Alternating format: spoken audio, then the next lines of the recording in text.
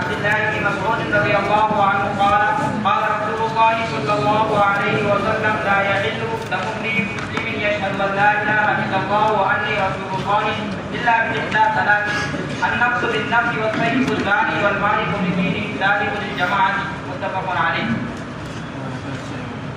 وعن ابن عمر رضي الله عنهما قال قال رسول الله صلى الله عليه وسلم لن يزال المؤمن في فسحة من دينه ما لم يصب دما حراما رواه البخاري. کتاب القصاص، قصاص کے مسائل. امور دین کا دار و مدار 5 چیزوں کے اوپر ہے: عقائد، عبادات، معاملات، عقوبات یعنی سزائیں اور آداب. مصنف علیہ الرحمہ نے ابتدائی کتاب سے عقائد چنانچہ کتاب ایمان کو شروع میں بیان فرمایا، پھر عبادات کو بیان فرمایا، پھر معاملات کو بیان فرمایا. یہاں سے مصنف علیہ الرحمہ عقوبات یعنی سزاؤں کو بیان فرما رہے ہیں.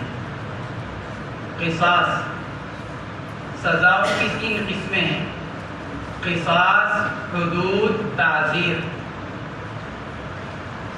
تینوں کا الگ الگ بیان آئے گا. قصاص یا تو یہ باب مفاعلت کا مصدر ہے جس کے معنی آتے ہیں مماثلت اور برابری کے. جب آدمی کسی کو قتل کر دیتا ہے تو چونکہ بدلے میں اس کو قتل کیا جاتا ہے تو قاتل اور مقتول دونوں برابر ہو گئے. اس مماثلت اور برابری کی وجہ سے اس فعل کو قصاص سے تعبیر کیا گیا. یا پھر یہ قصہ یقص باب نصارہ ینصر کا اس کو مصدر قرار دیا جائے. اس کے معنی آتے ہیں پیچھے چلنا. کیونکہ قاتل کے قتل کر دینے کے بعد مقتول کے وارثہ ہر وقت قاتل کا پیچھا کرتے ہیں، چاہے وہ عدالت کے ذریعے ہو، چاہے پولیس کے ذریعے ہو، چاہے ذاتی طور پر ہو، تاکہ اس سے اپنے مقتول کے قتل کا بدلہ لے لیں. اس لیے اس معاملے کو قصاص سے تعبیر کیا گیا. پیچھا کرنا، ڈر پہ ہونا. چونکہ اس کے تحت متعدد ابواب ہیں اس لیے مصنف نے اس کو کتاب سے تعبیر کیا. کتاب القصاص. باب اول کے اندر الفصل الاول، یہ باب اول کے اندر ناحق قتل کے بارے میں وارد شدہ وعیدوں کا بیان ہے.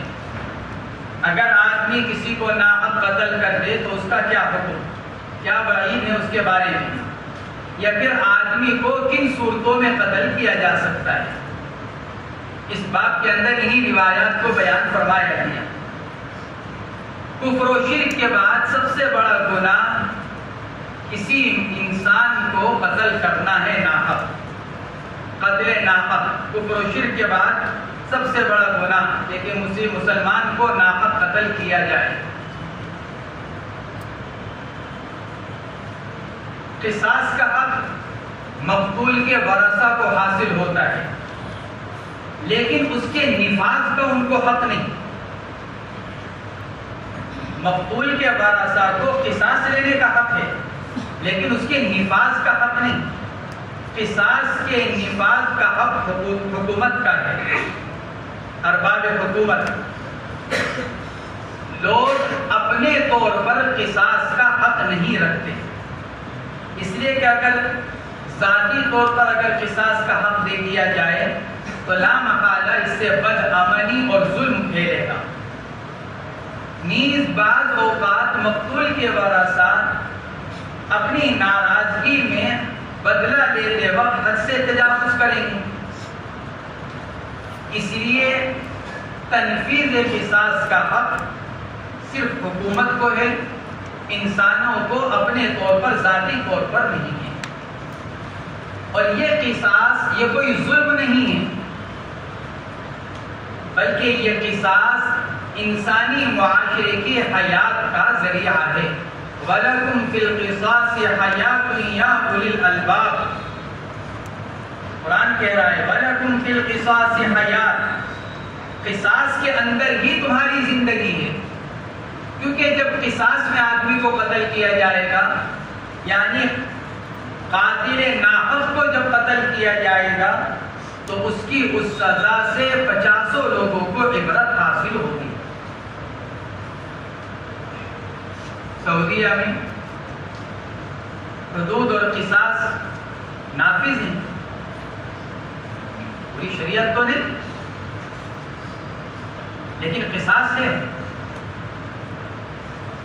حدود بھی ہیں، یعنی چوری کی سزا وغیرہ لکھا ہے۔ واقعہ کتابوں کے اندر شاہ فیصل رحمۃ اللہ علیہ کے زمانے کا، اب سے 50 سال پہلے کا، تو اس وقت کے امریکہ کے صدر نے آ کر ان سے بات کی تھی، آئے بات چیت ہوئی، تو اس وقت امریکی صدر کی طرف سے یہ بات رکھی گئی سعودیہ کے بادشاہ کے سامنے کہ آپ کے ہاں جو یہ قصاص اور حدود سزاؤں کا جو سلسلہ ہے یہ غیر انسانی ہے، لہذا اس کو ختم کیا جائے۔ شاہ فیصل صاحب نے اس کا جواب یہ دیا کہ میں نے ایسا کر لیں، آپ امریکہ کے ایک دن کے جرائم کا ڈیٹا منگا لیجیے، آپ کے یہاں ایک دن میں کتنی چوریاں ہوتی ہیں، کتنے لوگ ناحق مارے جاتے ہیں، آپ کے پاس کوئی اس کا وہ ہمیں دے دیجیے، پوری حکومت چلتی ہے صدر کے ساتھ۔ چنانچہ انہوں نے 15-20 منٹ میں ہی پورے امریکہ کا وہ نکال کر دیا، ایک دن میں اتنی چوری کے واقعات ملک کے اندر اور ایک دن میں اتنے لوگ ظلمن مارے گئے۔ ادھر شاہ صاحب نے اپنے ملک کا نکلوا لیا، جب امریکہ کی طرف سے امریکی صدر کی طرف سے وہ پیش کیا گیا تو شاہ فیصل نے اپنے ملک کا پیش کیا کہ جناب صدر آپ اپنے ملک کا ایک دن کا جو پیش کر رہے ہیں وہ ہمارے 1 سال سے بھی زیادہ کا ہے، کیونکہ آپ کے ہاں قاتل کو مجرم کو فوری طور پر سزا کا کوئی سلسلہ نہیں دی، مار دیا، پکڑا گیا، تحقیقات چل رہی ہیں، گواہیاں ہو رہی ہیں، سال گزر گیا، 2 سال گزر گئے، اس درمیان میں پتہ نہیں وہ کیا جوڑ توڑ کر لیتا ہے، اور ایسا مجرم کہ جس نے حقیقتاً جرم کر رکھا ہے اور وہ بچ جائے تو وہ انتہائی جری ہو جاتا ہے، لہٰذا آپ کے ہاں مجرم کو سزا نہیں ملتی تو وہ ایک کے بعد دوسرا جرم کرتا ہے۔ ہمارے ہاں جو جرم کیا، پکڑا گیا یا فوری طور پر ثابت ہوا، لگے ہاتھوں سزا، اس کا تو معاملہ ختم ہی ہو گیا، وہ تو آئندہ کرنے سے رہا، چوری کی ہاتھ کاٹ دیا گیا تو تھوڑی دوسرے ہاتھ کو چوری میں استعمال کرے گا، اس کو معلوم ہے کہ اب اگر چوری ہوئی تو دوسرا ہاتھ بھی کیا، زنا کیا، پکڑا گیا، 100 کوڑے مارے گئے، آئندہ تھوڑی زنا جرم کرے گا، لیکن آپ کے ہاں کیونکہ یہ سلسلہ نہیں ہے لہذا مجرم چھوٹتے ہیں، جری ہوتے ہیں اور پھر اس سے کہیں زیادہ وہ جرائم کرتے ہیں۔ اسی لیے قرآن نے کہا وَلَكُمْ فِي الْقِصَاصِ حَيَاةٌ يَا أُولِي الْأَلْبَابِ، قصاص میں ہی زندگی ہے، کیونکہ جو مجرم ہے جب اس کو سزا، اس کو تو ملی گئی سزا، لیکن اس کو سزا ملنے سے جب کھلے عام اس کو سزا دی جائے گی تو سینکڑوں اور ہزاروں لوگوں کو عبرت حاصل ہوگی، اور وہ جرم نہیں کریں گے کیونکہ وہ اپنے سامنے مجرم کو سزا ملتے ہوئے دیکھ رہے ہیں۔ اس لیے کہا گیا کہ تنفیذ کا حق حکومت کو ہے، حکومت خود دے گی یہ سزا، حکومت اسلامیہ، آدمی اپنے طور پر قصاص نہیں لے سکتا، ورنہ تو کوئی کسی پر بھی الزام لگائے گا اور قصاص میں مار دے گا اس کو، اور پکڑے جانے پر کہے گا کہ جی اس نے میرا یہ نقصان کیا تھا۔ اس لیے نفاذ کا حق حکومت کا ہے۔ تو اس بات کے اندر، اس کتاب کے اندر قصاص کے مسائل کو بیان کیا جا رہا ہے۔ عن عبداللہ ابن مسعود رضی اللہ عنہما، قتل کی کتنی قسمیں ہیں، ان کے کیا احکامات ہیں، یعنی روایت آئے گی تو اس کے ذیل میں عبداللہ ابن مسعود رضی اللہ عنہما کی روایت ہے، حضور اکرم صلی اللہ علیہ وسلم نے ارشاد فرمایا، نہیں حلال ہے مسلمان آدمی کا خون، یشہد ان لا الہ الا اللہ، یہ لفظ مسلم کی صفت کاشفہ۔ مسلم کون؟ جو گواہی دیتا ہو اللہ کے ہونے کی اور میرے اللہ کے رسول ہونے کی۔ تو یشہد ان لا الہ الا اللہ، یہ لفظ مسلم کی صفت کاشفہ، اور یہ اس بات کی طرف بھی اشارہ ہے کہ شہادتین کا پڑھ لینا یہ خون کے محفوظ ہو جانے کے لیے کافی ہے۔ جس آدمی نے کلمہ پڑھ لیا اس کا خون محفوظ ہو گیا۔ یشہد ان لا الہ الا اللہ وانی رسول اللہ الا باحدى ثلاث، ہاں مگر 3 خصلتوں میں سے اگر کوئی یہ خصلت پائی جائے تو پھر آدمی کا، مسلمان کا خون حلال ہو جائے گا۔ النفس بالنفس، اس کو تینوں طرح پڑھا گیا، النفس بالنفس، النفس بالنفس، النفسی بالنفس، مرفوع منصوب مجرور، نفس کے بدلے میں نفس، جان کے بدلے میں جان۔ ایک آدمی نے ایک مسلمان نے کسی دوسرے مسلمان کو ناحق قتل کر دیا تو اس جان کے بدلے میں اس کو قتل کیا جائے گا۔ النفس بالنفس۔ مسئلہ یہاں پر یہ ہے، قصاص میں صرف ذات انسانی کا اعتبار ہے یا دیگر اوصاف کا بھی اعتبار کیا جائے گا؟ دیگر اوصاف جیسے آزاد ہونا، غلام ہونا، مرد ہونا، عورت ہونا، انسان ہونے میں تو سب برابر، غلام بھی انسان، آزاد بھی انسان، مرد بھی انسان، عورت بھی انسان، لیکن اوصاف مختلف ہو گئے۔ یہ آزاد ہے، یہ غلام ہے، یہ مرد ہے، یہ عورت ہے۔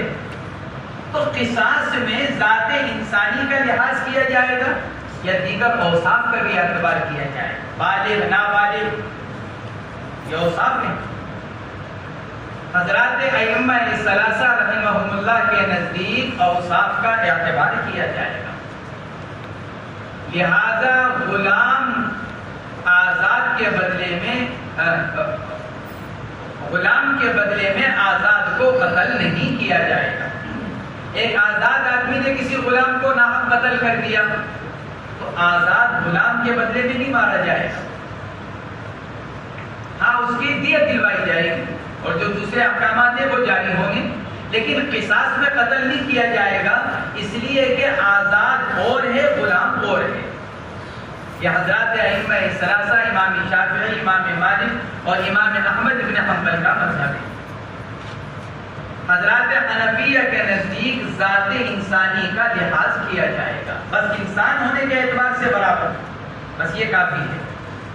لہذا غلام کو آزاد کے قصاص میں قتل کیا جائے گا۔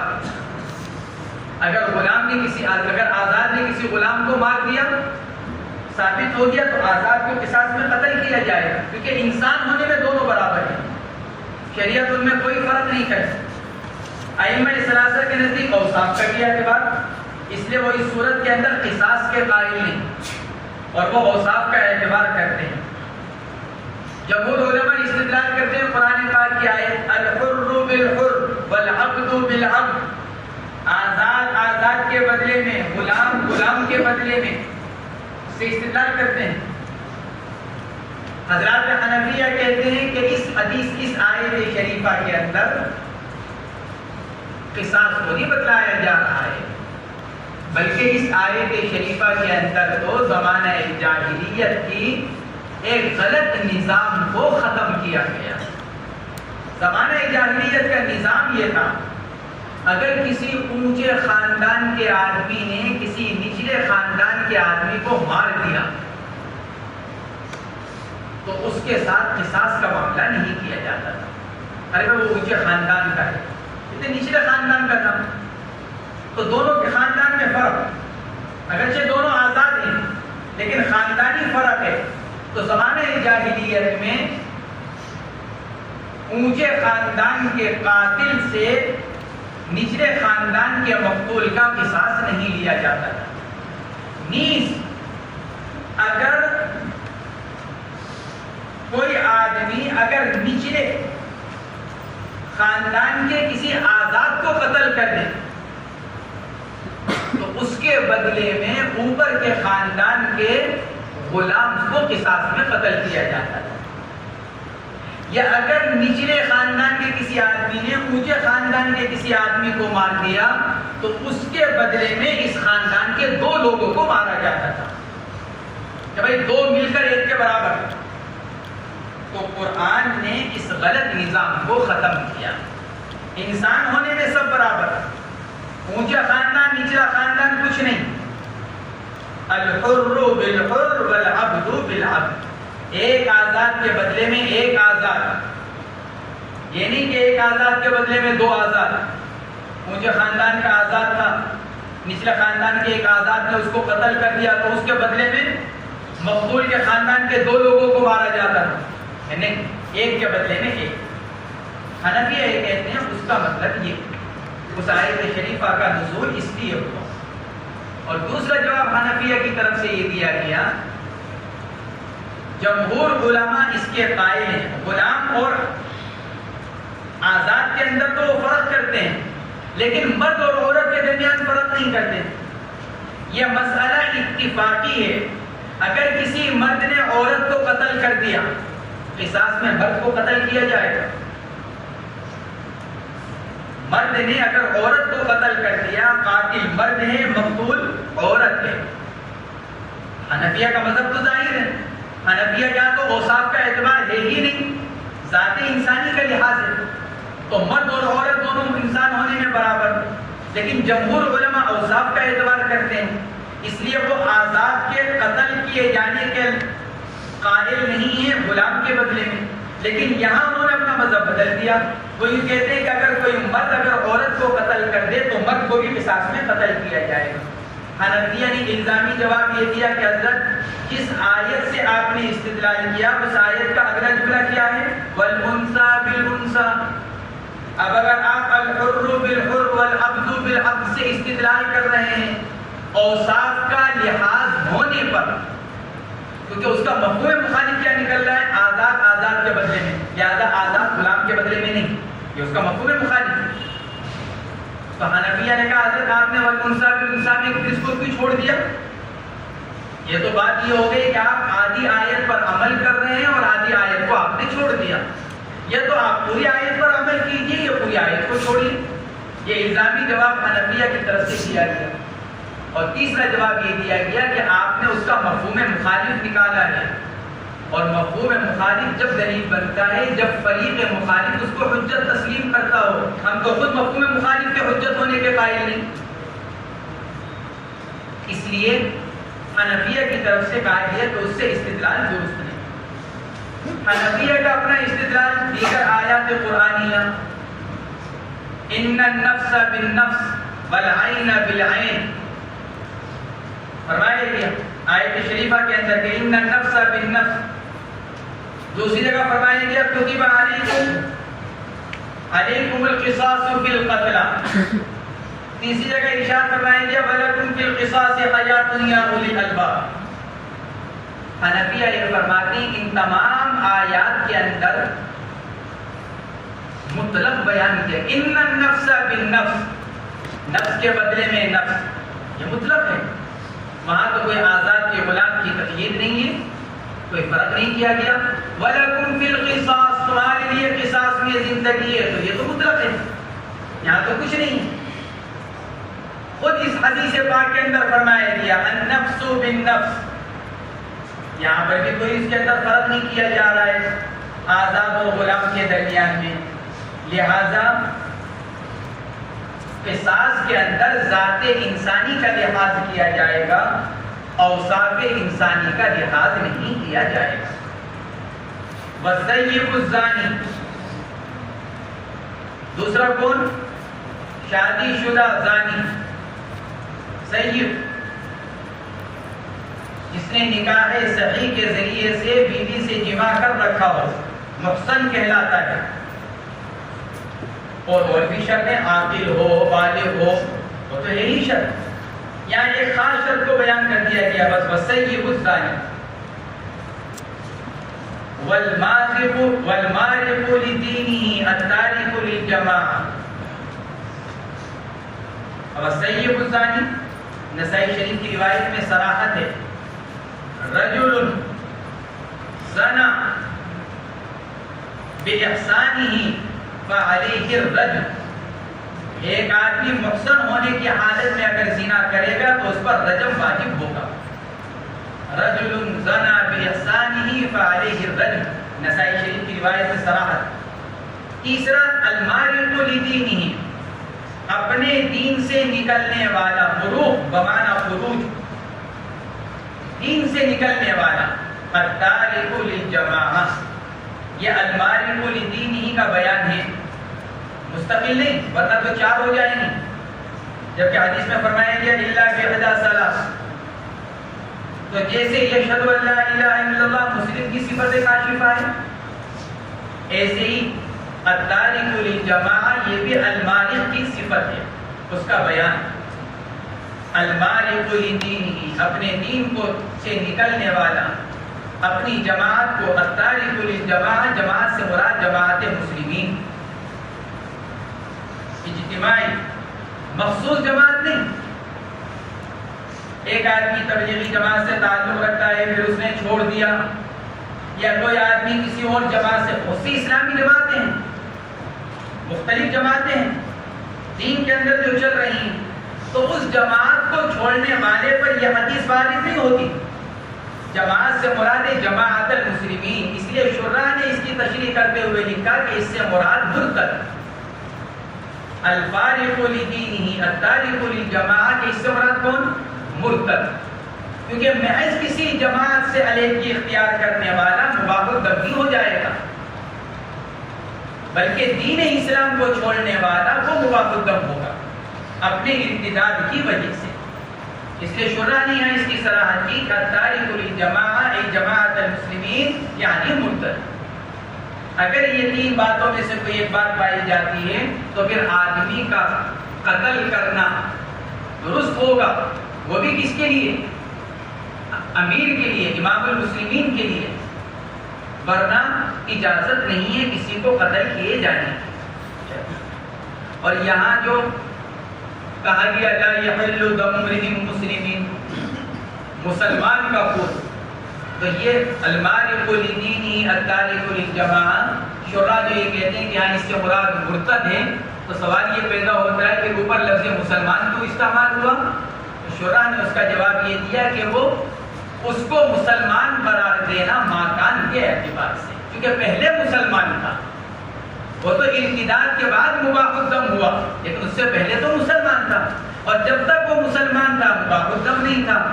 اب جب اس نے اسلام چھوڑ دیا، مرتد ہوا، تو مباح الدم ہوا، تو زمانہ ماضی کے اعتبار سے اس کو مسلمان قرار دیا گیا. اگلی روایت حضرت عبداللہ ابن عمر رضی اللہ تعالی عنہما کی ہے.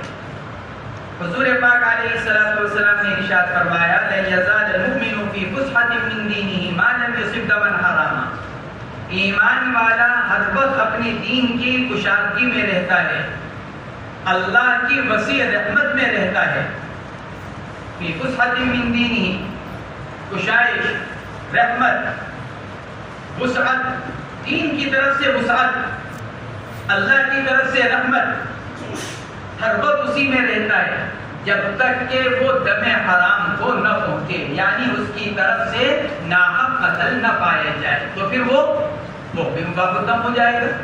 یہ آدمی من جانب شرع محفوظ ہے، مستحق رحمت ہے، شریعت کی تمام وسعتوں کے مستحق ہے، لیکن جیسے ہی اس نے کسی کو ناحق قتل کیا خود اس کے اوپر معاملہ تم ہو گیا. یہ اس کا مطلب جب تک آدمی دوسرے کے خون سے محفوظ ہے، خود اس کے لیے بھی وسعت ہے ہر معاملے میں، اللہ کی رحمت کا بھی مستحق ہے، لیکن جیسے ہی اس نے ناحق کسی دوسرے کو قتل کیا ضاق علیہ الامر، وسعت کے بجائے اب اس کے اوپر کیا آ گئی؟ تنگی آ گئی. اب یہ بھی پکڑا جائے گا، اللہ کی رحمت سے دور ہو گیا. اللہ یہ کہ اللہ قیامت کے دن اس کے ساتھ رحمت کا معاملہ کر لیں تو اس کے فضل کی بات ہے، لیکن من جانب شرع جو اس کو وسعت رحمت حاصل تھی اللہ کی، وہ ختم ہو گئی. ما لم یصب دما حراما، بین السطور لکھا ہوا ہے اے سعۃ فی فسحۃ اے سعۃ ورجاء رحمت من اللہ فاذا اصاب دما حراما ضاق علیہ امر دینہ، خود اس کے اوپر معاملہ تنگ ہو جائے گا. چل وعن عبد الله بن مسعود رضي الله عنه قال قال رسول الله صلى الله عليه وسلم اول ما يقضى بين الناس يوم القيامه في الدماء متفق عليه. حضرت عبداللہ ابن مسعود رضی اللہ عنہ کی روایت ہے، حضور پاک علیہ الصلوۃ والسلام نے ارشاد فرمایا اول ما يقضى بين الناس يوم القيامه في الدماء، قیامت کے دن لوگوں کے درمیان جو سب سے پہلا فیصلہ کیا جائے گا وہ خون کے بارے میں ہوگا. یعنی کسی کو ناحق اگر قتل کر رکھا ہوگا تو اس کا فیصلہ سب سے پہلے کیا جائے گا. اس کو لے کر آئیں اس روایت کو جب انسانی کے محفوظ ہونے کو بتلانے کے لیے. یہ اتنا بڑا گناہ ہے کہ کل قیامت کے دن اللہ رب العزت کی طرف سے اسی کے بارے میں سب سے پہلے فیصلہ کیا جائے گا. سوال پیدا ہوا کہ بہت سی صحیح روایتوں کے اندر تو نماز کا تذکرہ آتا ہے کہ قیامت کے دن سب سے پہلے جو محاسبہ کیا جائے گا وہ آدمی کی نماز کا کیا جائے گا. اول ما یحاسب به العبد. اس کا ایک جواب تو یہ دیا گیا کہ اس روایت میں ہے فیصلے کا لفظ، اس روایت میں محاسبے کا لفظ. حساب کتاب تو پہلے نماز کا ہوگا، نماز کا پھر دیگر اعمال کا. جب حساب کتاب سے فارغ ہو جائیں گے عملی طور پر سب سے پہلے خون کا ہوگا. ہر بات سمجھ آئی؟ محاسبہ نماز کا اور فیصلہ دماغ کا. یعنی سزا دینے کی جب بات آئی، محاسبہ تو نماز کا، تم نے نماز کیوں نہیں پڑھی، تم نے جماعت کو کیوں چھوڑا، تم نے کوتاہی کیوں کی، یہ حساب کتاب ہوگا، پتہ کیا جائے گا. اس کے نامہ اعمال میں اتنی نمازیں نہیں لکھی ہوئی ہیں، یہ کوتاہی لکھی ہوئی ہے، تو اس کا حساب لیا جائے گا. لیکن جو فیصلہ یعنی سزا کا ہوگا وہ دماغ کے بارے میں ہوگا. لہٰذا کوئی تعارض اور تضاد نہیں. بعض حضرات نے لکھا نماز معمورات میں سے اول نمبر پر اور دماغ منہیات میں سے اول نمبر پر. شریعت کے دو ہی قسم کے احکامات ہیں، معمورات، منہیات. بعض کاموں کے کرنے کا حکم، بعض کاموں سے رکنے کا حکم. شریعت کا خلاصہ یہی ہے. تو جو معمورات ہیں ان میں نماز کا اور جو منہیات ہیں ان میں دماغ. منع ہے کسی کو ناحق قتل نہیں کرنا، تو جتنے یہ منہیات ہیں ان میں فیصلہ سب سے پہلے دماغ کا. بہت سارے چیزوں کے بارے میں یہ کرو یہ کرو یہ کرو، ان میں فیصلہ سب سے پہلے نماز کا. معمورات میں نماز، منہیات میں دماغ. دوسرا جواب اور دوسرا جمع ان دونوں کے درمیان میں یہ کیا گیا. تو فرماتے ہیں اول ما یقضى، اور تیسرا جمع وہ ہے جو بین السطور میں لکھا ہوا ہے کہ انسان کے اوپر دو ہی قسم کے حقوق ہیں، حقوق اللہ اور حقوق العباد. بعض حق اللہ کے ہیں، بعض حق بندوں کے ہیں. حقوق اللہ میں سب سے پہلے نماز کا اور حقوق العباد میں سب سے پہلے دماغ کا. یہ تیسرا جمع ان دونوں روایتوں کے درمیان میں یہ کیا گیا. وعن المقداد بن اسود رضي الله عنه انه قال يا رسول الله ارايت ان لقيت رجلا من الكفار فاقتتلنا فضرب احدى يدي بالسيف فقطعها ثم لاذ مني بشجره فقال اسلمت لله. وفي روايه فلما اخويت لاقتله قال لا اله الا الله واقتله بعد ان قال لا تقتله. فقال يا رسول الله انه قطع احدى يدي. فقال رسول الله صلى الله عليه وسلم لا تقتله فان قتلته فانه بمنزلتك قبل ان تقتله وانك بمنزلتي قبل ان يقول كلمته التي قال. متفق عليه.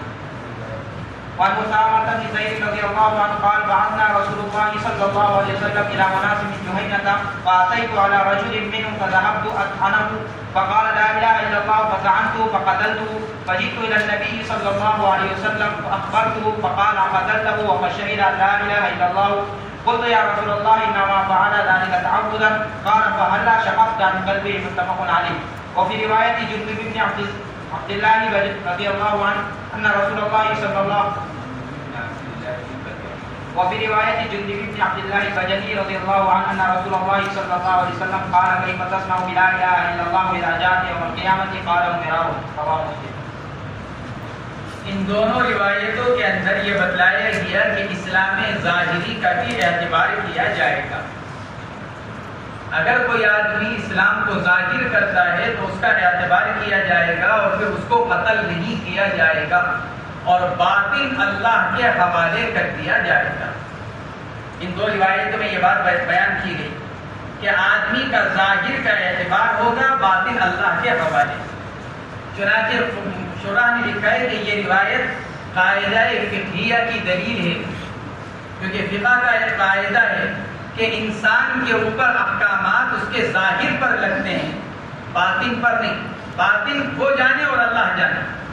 حضرت عمر فاروق رضی اللہ تعالیٰ عنہ نے بھی ایک مرتبہ ارشاد فرمایا تھا، جب کوئی بات ایسی پیش آئی تو فرمایا تھا کہ ہم لوگوں کو ان کے ظاہر پر پکڑیں گے، باطن اللہ کے حوالے ہے، اندر کیا ہے وہ اللہ جانے، لیکن ظاہر کیا معاملہ ہو رہا ہے ہم تو اسی پر لوگوں کا معاوضہ کریں.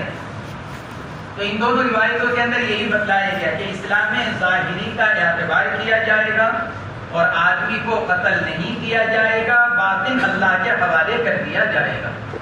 حضرت مقداد بن الاسود رضی اللہ تعالیٰ عنہ کی روایت ہے، فرماتے ہیں انہ قال، انہوں نے عرض کیا یا رسول اللہ بتلائیے مجھ کو اگر میں کفار میں سے کسی سے ملوں، یعنی میدان جنگ میں یا ویسے ہی فقتلنا، کسی بات پر ہم نے جھگڑا ہوا اور ہم ایک دوسرے کو قتل کرنے کے دربے ہو گئے، اقتتلنا، میں اس کو قتل کرنا چاہ رہا ہوں، وہ مجھے قتل کرنا چاہ رہا ہے. فضرب احدى يدي بالسيف، اس نے میرے دو ہاتھ میں سے ایک ہاتھ پر تلوار ماری، فقطعها، میرا ایک ہاتھ کٹ گیا. پھر مجھے داؤ لگ گیا تو وہ میرے سے بچ کر بھاگا اور ایک درخت کے پیچھے اس نے پناہ لے لی. ثم لازمني بشجرة، لاز يلوز، پناہ پکڑنا، بشجرة، یہ بطور مثال کے ہے، کسی کے بھی ذریعے سے مجھ سے بچنے کے لیے اس نے پناہ پکڑ لی. فقال اسلمت للہ، اور جب میں نے تلوار اٹھائی اس کو مارنے کے لیے تو اب کہتا ہے کہ لا الہ الا اللہ، ارے میں نے تو اسلام قبول کر لیا، اسلمت للہ، اسلام قبول کر لیا میں نے اللہ کے لیے. وفی روایت فلما احبیت لاقتله قال لا الہ الا اللہ، اور ایک روایت میں کہ جب میں نے ارادہ کیا کہ میں اس کو قتل کر دوں تو اس نے کیا کیا، کلمہ پڑھا تو اسے لا الہ الا اللہ. اقتلہ بعد ان قالها، یہ سوال کیا یا رسول اللہ کیا ایسی صورت میں کلمہ پڑھ لینے کے بعد بھی کیا میں اس کو قتل کر دوں؟ قال لا تقتلہ، ارشاد فرمایا ہے نہیں. جب وہ یوں دعویٰ کر رہا ہے کہ میں نے اسلام قبول کر لیا یا وہ کلمہ پڑھ رہا ہے تمہارے سامنے تو اب اس کو قتل مت کرو. شرح نے لکھا ہے فقہا کا اس پر اجماع ہے، آدمی صرف لا الہ الا اللہ پڑھنے پر مسلمان قرار نہیں دیا جائے گا جب تک کہ اس کے ساتھ محمد رسول اللہ کا اضافہ نہیں کرے گا. لا الہ الا اللہ کے قائل تو یہود بھی ہیں، لا الہ الا اللہ کے قائل تو عیسائی بھی ہیں. آگے مسئلہ نبی کی نبوت کا ہے. یہود و نصارہ اسلام سے اسی لیے خارج ہیں کیونکہ وہ کلمے کے اگلا جملہ محمد رسول اللہ کو تسلیم نہیں کرتے، اس لیے وہ اسلام سے خارج ہیں. اس لیے شرح نے لکھا ہے کہ یہ بات مجمع علیہ ہے کہ صرف لا الہ الا اللہ مسلمان ہونے کے لیے کافی نہیں جب تک کہ اس کے ساتھ محمد رسول اللہ صلی اللہ علیہ وسلم کا اضافہ نہ کر دیا جائے. فقال یا رسول اللہ انه قطع احدى يدي، حضرت مقداد رضی اللہ تعالیٰ عنہ نے عرض کیا یا رسول اللہ اس نے میرا ایک ہاتھ کاٹ بھی رکھا ہے. انہوں نے اس لیے عرض کیا کہ ممکن ہے کہ اللہ کے نبی کو یہ بات مستحضر نہ رہی ہو کہ میں نے پہلے یہ جملہ کہا ہے تو اس نے میرا ہاتھ کاٹا، پھر وہ میرے داؤ میں آیا تو میں اس کو قتل کروں یا نہ کروں. جب اس نے یہ کہہ دیا کہ میں تو لا الہ الا اللہ پڑھ لیا میں نے، تو حضرت مقداد رضی اللہ تعالیٰ عنہ نے گویا کہ یاد دہانی کے طور پر عرض کیا. فقلت یا رسول اللہ فقال یا رسول اللہ انه قطع احدى يدي فقال رسول اللہ صلی اللہ علیہ وسلم لا تقتلوا.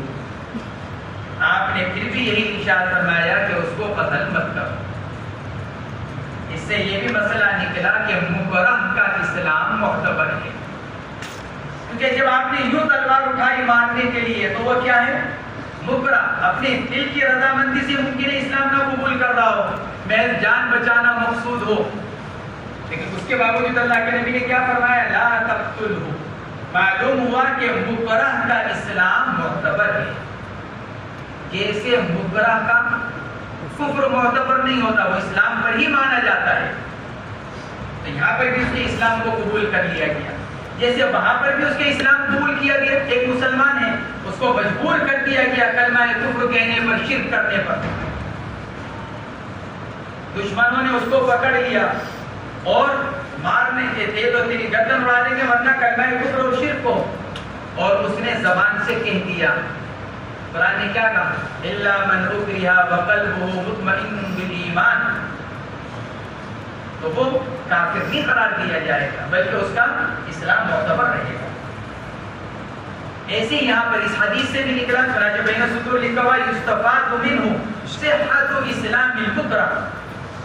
اس حدیث سے کیا فائدہ نکلا؟ کہ مکرہ کا اسلام معتبر ہے. اور اگر کافر یوں کہے کہ انا مسلم تو یحکم بالاسلام. وہ کہاں لکھا ہے قرآن یحکم بالاسلام، کیونکہ ایک روایت کے الفاظ کیا ہیں؟ اس نے کیا کہا تھا؟ فقال اسلمت للہ. اس لیے حضرات شورا کرام نے لکھا ہے اذا قال الکافر انا مسلم یحکم بالاسلام. الا یہ کہ اس کے اس دعوے کے خلاف کوئی اور بات پائی جا رہی ہو، یعنی قرائن سے یہ معلوم ہو رہا ہو کہ نہیں وہ مسلمان نہیں ہے، تو پھر بات دوسری. آپ نے ارشاد فرمایا لا تقتلہ فإن قتلته فإنه بمنزلتك قبل أن تقتله وإنك بمنزلته قبل أن يقول كلمته التي قال. اس لیے کہ اگر تم نے اس کے بعد بھی اس کو قتل کر دیا فإنه بمنزلتك تو وہ تو تمہاری جگہ ہو گیا، تمہارا اس کو قتل کرنے سے پہلے جو تمہارا حال ہے، یعنی تم مسلمان ہو. تو چونکہ وہ کلمہ پڑھ چکا ہے اس کے مارے جانے سے پہلے وہ مسلمان ہو چکا ہے. وَإِنَّكَ بِمَنزِلَتِهِ قَبْلَ أَن يَقُولَ كَلِمَتَهُ الَّتِي قَالَ. اور کلمہ پڑھنے سے پہلے جو اس کی نوعیت تھی، یعنی مستحق نار، تم اس کو ناحق قتل کرنے کی وجہ سے اب تم اس کی جگہ ہو گئے. یہاں پر جو تشبیہ دی جا رہی ہے وہ کفر میں نہیں، کیونکہ کوئی مسلمان کسی کو ناحق قتل کرنے کی وجہ سے کافر تھوڑی ہوگا. گناہگار تو ہے لیکن کافر نہیں. تو یہاں تشبیہ جو دی جا رہی ہے کفر میں نہیں کہ نعوذ باللہ یوں کہا جا رہا ہو کہ صحابی اب کافر ہو گئے، اس کی جگہ وہ کافر ان کی جگہ مسلمان ہو گیا اور یہ مسلمان اس کی جگہ کافر ہو گئے، یہ مطلب نہیں. تشبیہ بالکفر مراد نہیں ہے، بلکہ مستحق جہنم کا استحقاق کے اندر تشبیہ دی گئی ہے. اگرچہ کیفیت میں اختلاف ہے، وہ جہنم کا مستحق اپنے کفر کی وجہ سے تھا، یہ جہنم کا مستحق ناحق قتل کی وجہ سے. ارے بات سمجھ میں آ رہی کہ نہیں آ رہی؟ وہ جہنم کا مستحق اپنے کفر کی وجہ سے، اور یہ قاتل جہنم کا مستحق ناحق قتل کرنے کی وجہ سے، یہ قاتل ہونے کی وجہ سے، وہ کافر ہونے کی وجہ سے. تو یہاں تشبیہ دخول نار کے اندر ہے نہ کہ کفر کے اندر. لہٰذا ان جیسی روایات سے جو فرقہ خوارج نے یہ استدلال کر رکھا ہے کہ مرتکب کبائر کافر ہے، وہ درست نہیں، کیونکہ مرتکب کبائر کافر نہیں ہوتا. آگے روایات آ رہی ہیں اسی کے بارے میں کہ کبیرہ گناہوں کا ارتکاب کرنے والا گناہگار تو ہے بہت بڑا، لیکن اس کی وجہ سے اس کو کافر قرار نہیں دیا جائے گا. تو یہاں نبی علیہ السلام نے جو تشبیہ دی ہے وہ عذاب نار کے اعتبار سے ہے نہ کہ کفر کے اعتبار سے. اگلی روایت حضرت اسامہ بن زید رضی اللہ تعالی عنہ کی ہے. ہم کو رسول اللہ صلی اللہ علیہ وسلم نے بھیجا بعثنا اور لوگوں کے ساتھ، اور بھی لوگ تھے، جماعت تھی پوری، الی اناس من جہینہ، قبیلہ جہینہ کی طرف، کوئی بات پائی گئی ہوگی ان کی طرف سے، آپ علیہ السلام نے ہمیں بھیجا ان کے پاس، فأتیت علی رجل منہم، ہمیں پہلے ہی ایک آدمی مل گیا ان کا، فأتیت علی رجل منہم، بعض حضرات نے ان کا نام مرداس لکھا، رجل ان کا نام مرداس، منہم یعنی قبیلہ جہینہ کے، لیکن شرح نے لکھا ہے کہ ان کے والد کا جو نام محدثین نے لکھا ہے اس نام سے یہ معلوم ہوتا ہے، یعنی والد کے نام سے یہ معلوم ہوتا ہے کہ وہ اصلاً قبیلہ جہینہ کے نہیں تھے، یہاں پہ ہے رجل منہم اے من جہینہ، لیکن شرح لکھتے ہیں کہ وہ اصلاً قبیلہ جہینہ کے نہیں تھے، باہر سے آ کر رہنے لگے تھے اور قبیلہ جہینہ کے لوگوں کی بکریاں چرایا کرتے تھے، اور چونکہ آبادی سے پہلے وہ تھے اس لیے مسلمانوں کا سب سے پہلا واسطہ اسی سے پڑ گیا، اندر قبیلے میں پہنچنے سے پہلے اسی سے واسطہ پڑ گیا، فأتیت علی رجل منہم فذهبت اطعنه، میں نے اس کو تلوار سے مارنے کا ارادہ کیا، طعن بالرمح، تیر تلوار یعنی اس کی گردن اڑانے کا ارادہ کیا، فقال لا الہ الا اللہ، جب میں نے اس کو مارنا چاہا تو اس نے کلمہ پڑھا لا الہ الا اللہ، فطعنته فقتلته، لیکن میں پھر بھی نہیں رکا، میں نے تو اس کے تلوار یا تیر جو بھی کچھ تھا مارا اور میں نے اس کو جان سے ختم کر دیا، فجئت الی النبی صلی اللہ علیہ وسلم،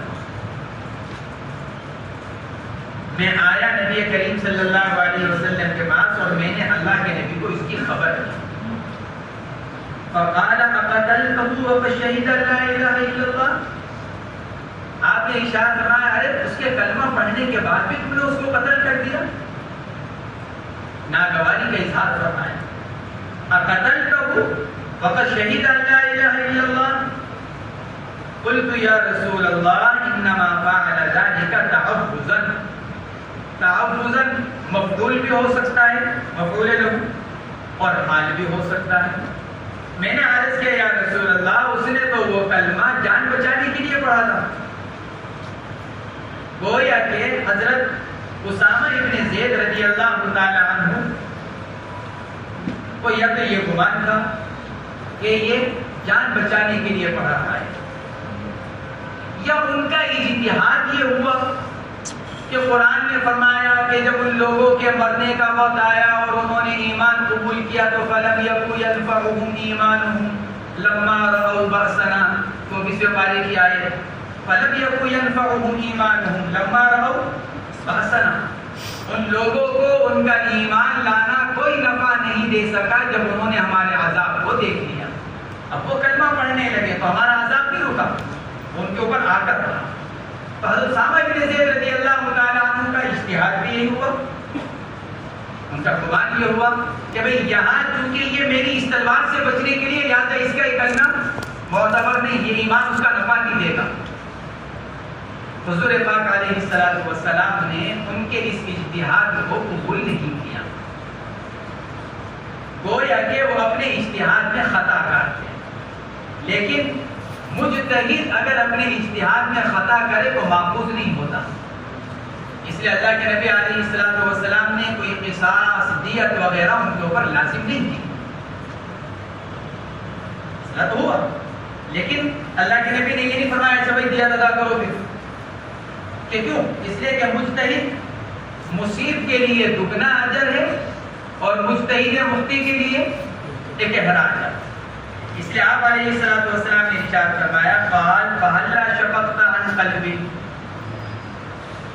آپ نے ارشاد فرمایا اچھا اگر آپ یہ بات کہہ رہے ہیں کہ محض جان بچانے کے لیے اس نے کیا ہے تو تم نے اس کا دل کھول کر کیوں نہیں دیکھ لیا کہ دل سے کہہ رہا ہے کہ محض زبانی، یعنی مطلب یہ کہ جب وہ آدمی زبان سے کلمہ پڑھ رہا ہے اور ہم ظاہر کے اوپر عمل کرنے کے مکلف ہیں، جب تک کہ اس کے احوال کی تحقیق نہ ہو جائے تو تم نے انتظار کیوں نہیں کیا؟ گویا کہ یہ اللہ کے نبی علیہ السلام نے ارشاد فرمایا۔ امام نووی رحمۃ اللہ علیہ لکھتے ہیں فَهَلَّا شَقَقْتَ عَنْ قَلْبِهِ، مطلب یہ کہ جب تم ظاہر پر عمل کرنے کے مکلف تھے تو تم نے اس ظاہر پر عمل کو کیوں چھوڑا؟ اگر تم ظاہر پر عمل نہیں کرنا چاہ رہے تو دل کھول کر دیکھتے، اور یہ تمہارے بس کا نہیں ہے، یہ اللہ کے حوالے ہے، تو پھر تم نے اس کے ظاہر پر اس کو کیوں نہیں چھوڑا؟ گویا کہ نبی علیہ السلام نے یہ ارشاد فرمایا فَهَلَّا شَقَقْتَ عَنْ قَلْبِهِ، فرماتے ہیں۔ اور جندب بن عبداللہ بجلی رضی اللہ تعالیٰ عنہ کی روایت نہیں ہے، اللہ کے نبی علیہ السلام بار بار یہ ارشاد فرماتے رہے کیف تصنع بلا الہ الا اللہ اذا جاءت یوم القیامہ، اسامہ تمہارا کیا ہوگا جب لا الہ الا اللہ جھگڑتے ہوئے آئے گا؟ قالها مرارا فی المجلس او فی المجالس، یہ تو اسی مجلس میں آپ نے اس کلمے کو متعدد مرتبہ فرمایا، یا جب اللہ کے نبی کے پاس حضرت اسامہ آتے تھے، یہ بات تو ہو گئی، پھر دوسری مجلس میں آئے گا، پھر اللہ کے نبی نے یہ ارشاد فرمایا اسامہ کیا کرو گے تم جب قیامت کے دن یہ کلمہ لا الہ الا اللہ آئے گا؟ شراح نے لکھا ہے دونوں ہو سکتا ہے، قالها مرارا فی المجلس او فی المجالس۔ روایت کے اندر آتا ہے اسامہ ابن زید رضی اللہ تعالی عنہ فرمایا کرتے تھے کاش کہ میں اس واقعے کے بعد ایمان لایا ہوگا، یعنی اتنا بڑا گناہ مجھ سے ہو گیا کہ میں نے ایک ایسے آدمی کو قتل کر دیا جس نے کلمہ پڑھ لیا تھا، پھر میں نے اس کو قتل کر دیا، یہ اتنا بڑا گناہ جس کے بارے میں نبی علیہ السلام بار بار ڈرا رہے ہیں، کاش کہ میں نے اس واقعے کے بعد کلمہ پڑھا ہوگا تو میرا یہ اس آدمی کو ناحق مارنا اس کلمہ پڑھ لینے کی وجہ سے معاف ہو جاتا، کیونکہ حدیث پاک میں فرمایا گیا اسلام یہدم ما کان قبلہ، اسلام اپنے ما قبل سے کے تمام گناہوں کو ختم کر دیتا ہے۔ جو کچھ عمل کیا ہے، 70 سال کا ایک مشرک کافر بڈھا جس نے معلوم نہیں کیا کیا عمل کر رکھے ہیں، لیکن 70 سال کی عمر میں جا کر اس نے کیا کہا لا الہ الا اللہ محمد رسول اللہ، تو یہ جملہ اتنا بھاری ہے کہ وہ 70 سالہ کفر و شرک کی زندگی کو صاف کر دے گا۔ اس لیے حدیث پاک کے اندر فرمایا گیا جددوا ایمانکم بلا الہ الا اللہ، اپنے ایمان کی تجدید کرتے رہا کرو۔ ایک حدیث پاک کے اندر فرمایا گیا ان الایمان لیخلق فی جوف احدکم کما یخلق الثوب، ایمان دل کے اندر اس طرح پرانا ہوتا چلا جاتا ہے اگر اس کی محنت نہ کی جائے، فکر نہ کی جائے، جیسے کپڑا پرانا ہوتا چلا جاتا ہے، کتنا ہی اعلیٰ سے اعلیٰ کپڑا خرید لیا جائے لیکن گزرتے وقت کے ساتھ کیا ہو جائے گا؟ پرانا بوسیدہ پھٹے گا۔ 1000 روپے 5000 روپے میٹر کپڑا اگر آپ بازار سے خرید کر لے کر آ گئے، اس پر ایک وقت وہ آئے گا، آپ کتنی ہی احتیاط سے اس کو استعمال کریں، مہینے میں ایک ہی مرتبہ پہنیں، لیکن ایک وقت ضرور اس پر آئے گا کہ وہ بوسیدہ ہوگا، پھٹنا شروع ہوگا۔ ایسی حدیث پاک میں فرمایا ہے ان الایمان لیخلق فی جوف احدکم کما یخلق الثوب فجددوا ایمانکم بلا الہ الا اللہ، لہذا کیا کرتے ہو؟ لا الہ الا اللہ کے ذریعے سے، پڑھنے کے ذریعے سے، دعوت دینے کے ذریعے سے، اس پر محنت کے ذریعے سے اپنے ایمان کی تجدید کرتے رہو۔ حضرت اسامہ ابن زید رضی اللہ تعالیٰ عنہ یہ تمنا کیا کرتے تھے کاش کہ میں اس واقعے کے بعد ایمان لاتا، تاکہ میرا ایمان لانے کا فائدہ یہ ہوتا کہ میرا یہ گناہ کہ اس وقت میرے نامہ اعمال پہ لکھا ہوا ہے وہ ایمان کی برکت سے ختم ہو جاتا۔ آپ نے ارشاد فرمایا کیف تصنع بلا الہ الا اللہ اذا جاءت، کلمہ آئے گا، بعض محدثین نے لکھا ہے کہ ہاں کلمے کو صورت دے دی جائے گی، وہی آ کر جھگڑے گا، بعض حضرات نے لکھا ہے کلمہ آئے گا یعنی صاحب کلمہ آئے گا، جس نے کلمہ پڑھا وہ آئے گا، اور بعض حضرات نے لکھا ہے کہ فرشتے جنہوں نے اس کے کلمے کو لکھ رکھا ہے کہ اللہ ہم نے تو اس کے نامہ اعمال میں یہ کلمہ لکھ رکھا ہے لیکن کسی نے اس کو قتل کیا۔ تو مختلف اقوال ہیں، اذا جاءت یا تو کلمہ ہی آئے گا، اس کو شکل و صورت دے دی جائے گی، جیسا کہ مسئلہ مشہور ہے قیامت کے بارے میں، وزن اعمال کے بارے میں، وَنَضَعُ الْمَوَازِينَ الْقِسْطَ لِيَوْمِ الْقِيَامَةِ،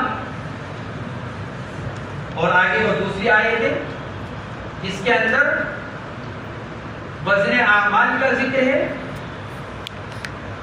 شرح نے وہاں مختلف باتیں لکھی ہیں، اس میں ایک بات یہ لکھی ہے ہر عمل کو صورت دے دی جائے گی، ہر عمل، اچھے اعمال کو اچھی صورت اور برے اعمال کو۔ علامہ انور شاہ صاحب کشمیری رحمۃ اللہ علیہ نے لکھا ہے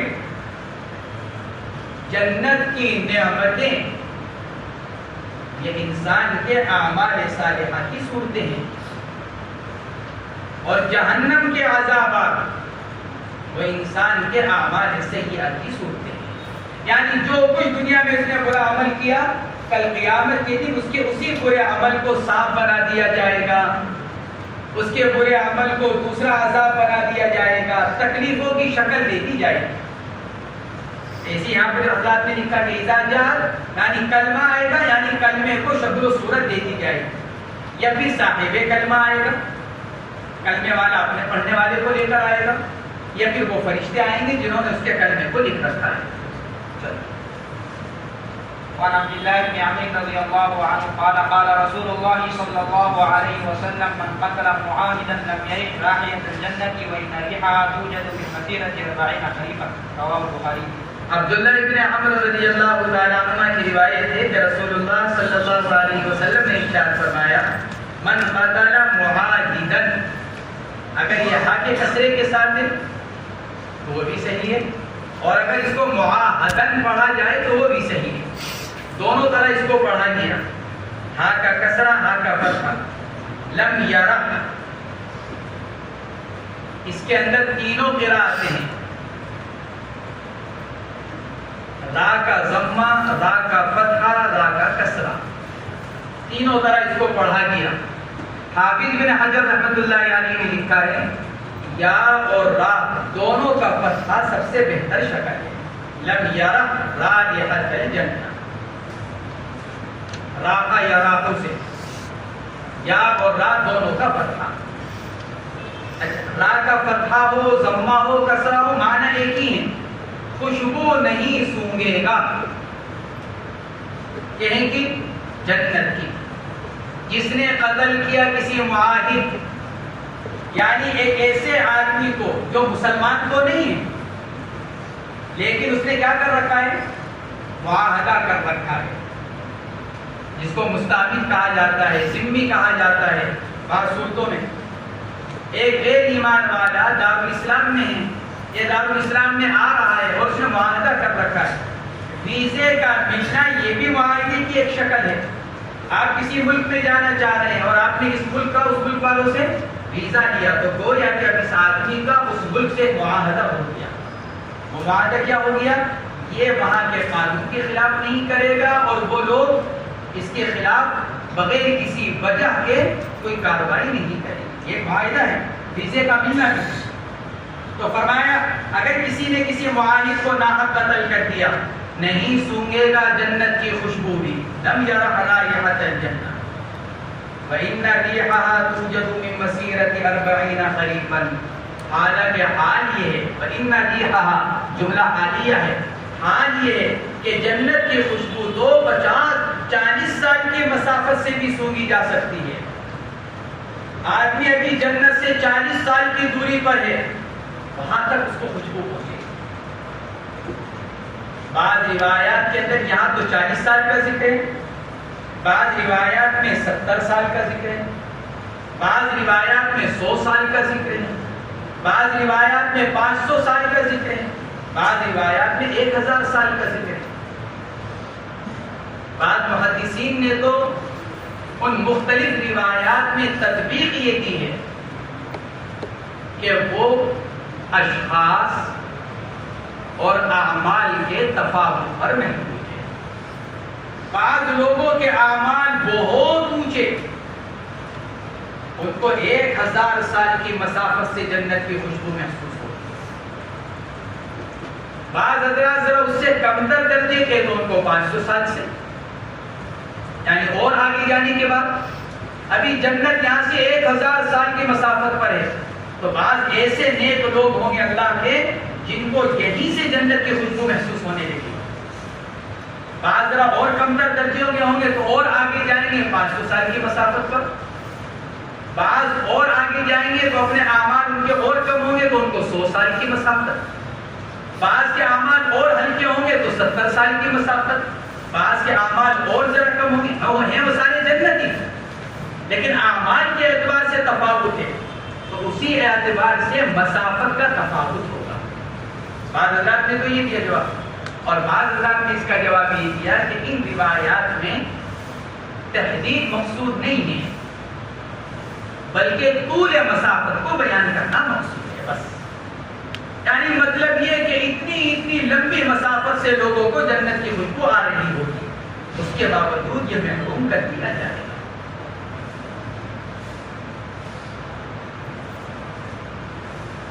جنت سے محرومی کا مطلب کیا؟ جنت کی خوشبو سے محرومی کا مطلب کیا؟ جنت سے محرومی؟ کیونکہ حدیث پاک کے اندر تو فرمایا جا رہا ہے لم یرا رائحۃ الجنہ، تو کیا خوشبو سے محرومی جنت سے محرومی قرار دیا جائے کہ نہیں؟ جنت کی خوشبو سے محروم۔ اب جنت کی خوشبو سے محروم ہونے کی ایک صورت تو یہ ہو سکتی ہے آدمی جنت میں تو پہنچ جائے گا، ناک بند کر دی جائے گی، جیسے دنیا کے اندر بھی نزلہ زکام کی وجہ سے آدمی کی ناک بند ہو گئی، کتنی تیز خوشبو سنگھا دی جائے کچھ نہیں آتا۔ آدمی کو نزلہ زکام ہو رہا ہے، چلا گیا عطر کی دکان پر، اب وہ بیچارہ اچھے سے اچھے عطر سنگھا رہا ہے، اور وہ کہہ رہا ہے کہ نہیں اچھی نہیں ہے خوشبو، کیونکہ اس کو آ ہی نہیں رہی۔ ایک آدمی چشمے والے کی دکان پر پہنچ گیا اپنی آنکھ ٹیسٹ کرانے کے لیے، ڈاکٹر نے بٹھایا، چشمہ لگایا، ایک نمبر ڈالا کہ سامنے والا پڑھو، یہ نہیں پڑھا جا رہا، اس نے اس سے تیز نمبر ڈالا، اب پڑھو، یہ نہیں پڑھا جا رہا، آتا چلا گیا۔ جب اس کے پاس نمبرات کے سارے وہ ختم ہو گئے، آخر تمہاری آنکھ ایسی کیا کمزور ہو گئی کہ تم سے اب تک پڑھا نہیں گیا؟ کہہ رہے جی پڑھوں کہاں سے، مجھے پڑھنا ہی نہیں آتا، تمہیں کہاں سے پڑھوں؟ ایسا بھی ہوتا ہے، تو اس لیے فرمایا گیا کہ کیا لم یرا رائحۃ الجنہ، جنت میں تو پہنچ جائے گا لیکن ناک بند ہو جائے گا، قوت شامہ ختم کر دی جائے گی۔ بعض حضرات نے لکھا ہے ایک مدت متعینہ تک جنت کی خوشبو سے محروم رہے گا، پھر اس کے بعد اس کو جنت کی خوشبو بھی سونگنے کا موقع دیا جائے گا۔ لم یرا رائحۃ الجنہ وإن ريحها توجد من مسيرة 40 خريفا، یا پھر اس روایت کو تغلیظ اور تشدید پر محمول کر لیا جائے۔